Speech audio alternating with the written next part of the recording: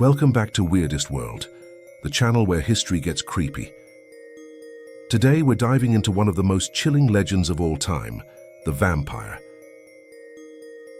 But forget Hollywood, forget glittering immortals and suave bloodsuckers. We're going back, way back, to uncover the real origins of vampires.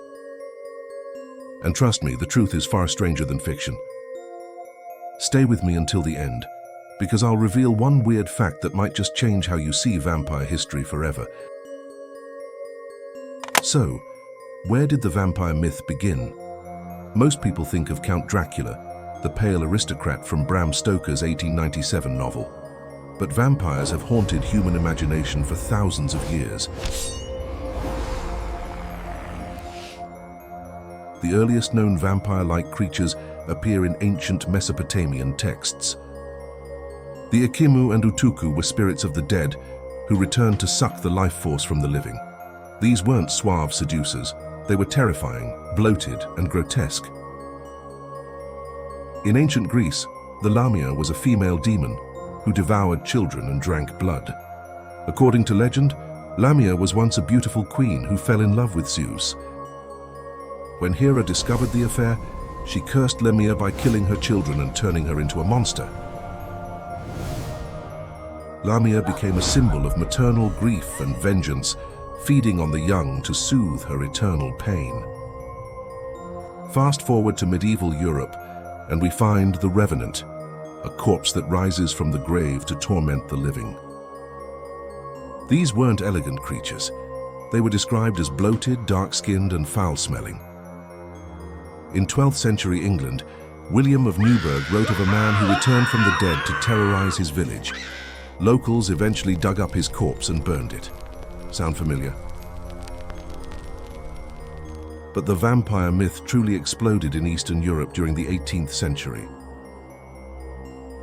In regions like Serbia, Romania, and Hungary, vampire hysteria gripped entire communities. People believed that certain corpses, especially those who died violently or without last rites, could rise again. These vampires were blamed for disease outbreaks, crop failures, and mysterious deaths. Villagers exhumed bodies, drove stakes through hearts, and burned remains to stop the undead.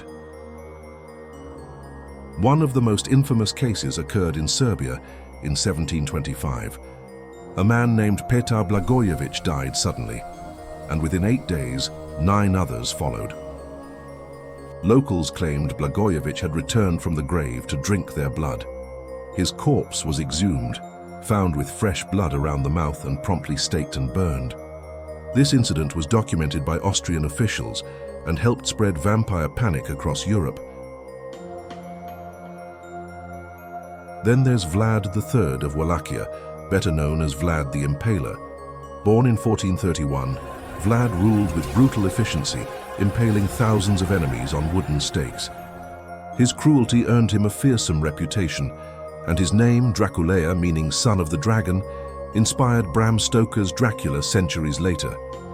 But Vlad wasn't a vampire. He was a ruthless warlord whose legend became entwined with bloodlust and horror.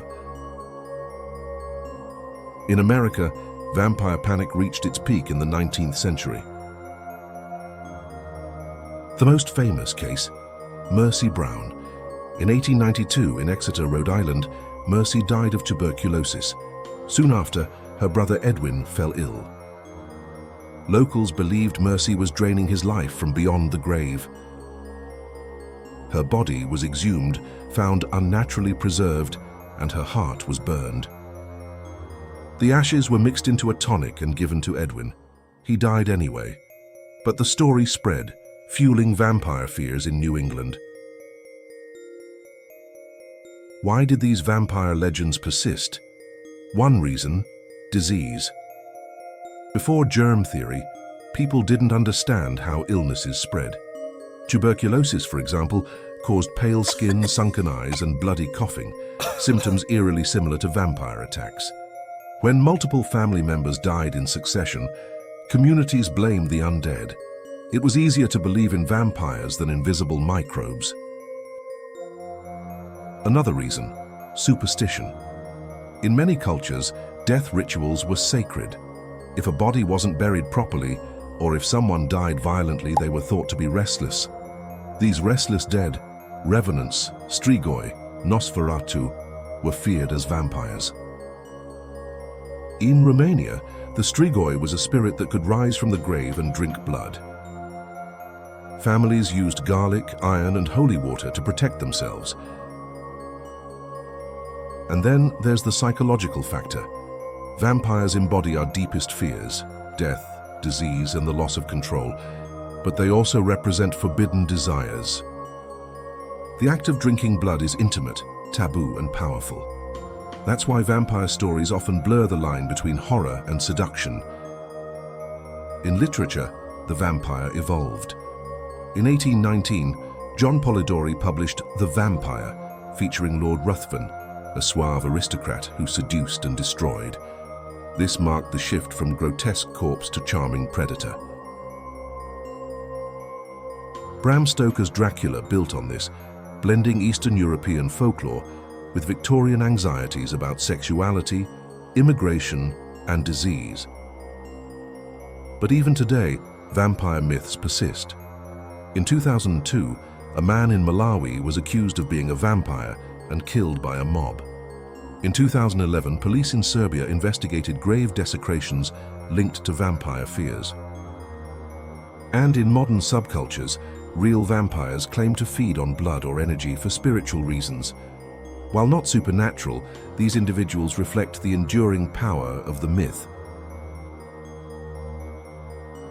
So what's the weird fact I promised? Here it is. The word vampire wasn't widely used in English until the 18th century.